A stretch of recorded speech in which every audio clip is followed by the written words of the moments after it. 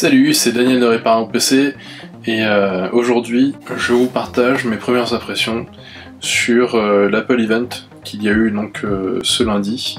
Il y a eu des choses quand même vachement intéressantes qui ont été présentées. On va voir ça maintenant. Et donc là en fait il nous parle du HomePod mini. Donc pour rappel, le HomePod mini en fait il était sorti il y a un an. Il a détrôné le HomePod tout court en fait.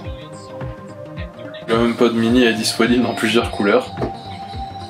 Du coup ça c'est cool parce que ça peut s'adapter beaucoup mieux dans le décor en fait dans les différentes pièces d'une maison. Donc ça c'est vrai que c'est cool.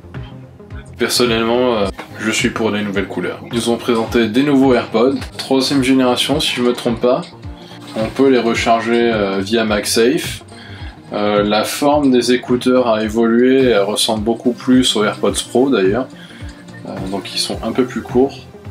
Et surtout, ce qui va changer, c'est vraiment à l'intérieur, parce que là, en fait, on a droit au son spatial, en fait.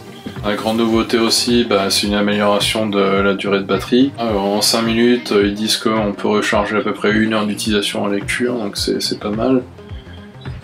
J'ai l'impression, en fait, qu'ils ont plus ou moins rattrapé, ils ont fait un truc à mi-chemin entre les AirPods classiques et les AirPods Pro, en fait, en termes de performance de batterie et du son. Donc ensuite, là ils attaquent un gros morceau. Donc c'est la partie processeur.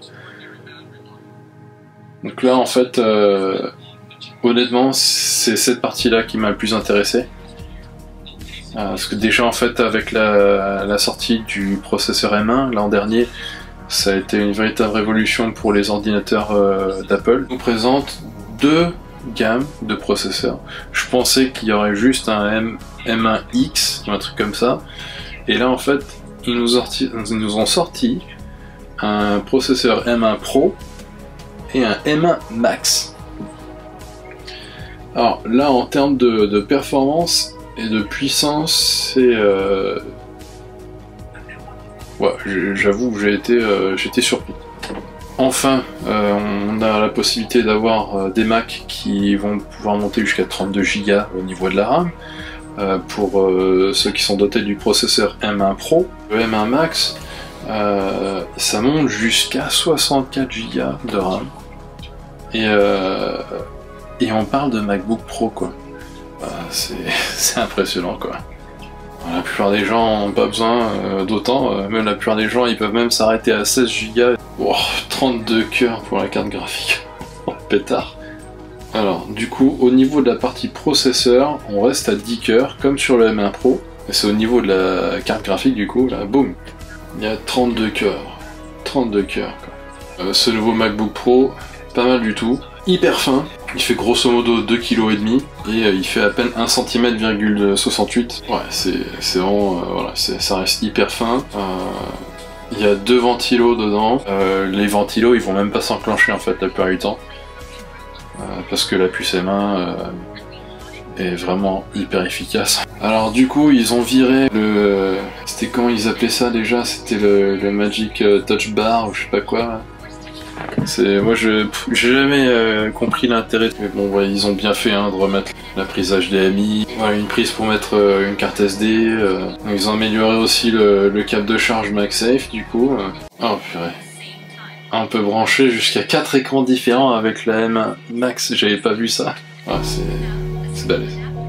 Donc du coup on gagne beaucoup en taille d'écran par rapport à la bordure.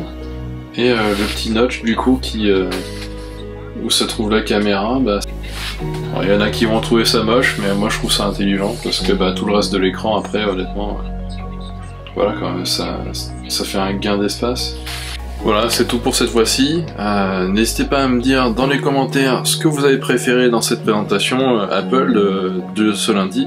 Donc si vous avez préféré les HomePod mini de toutes les couleurs, ou si vous étiez plus intéressé par les nouveaux AirPods 3ème génération, ou par ces nouveaux MacBook Pro dotés des surpuissantes puces M1 Pro et M1 Max. Dites-moi tout dans les commentaires, et je vous dis à une prochaine. Salut!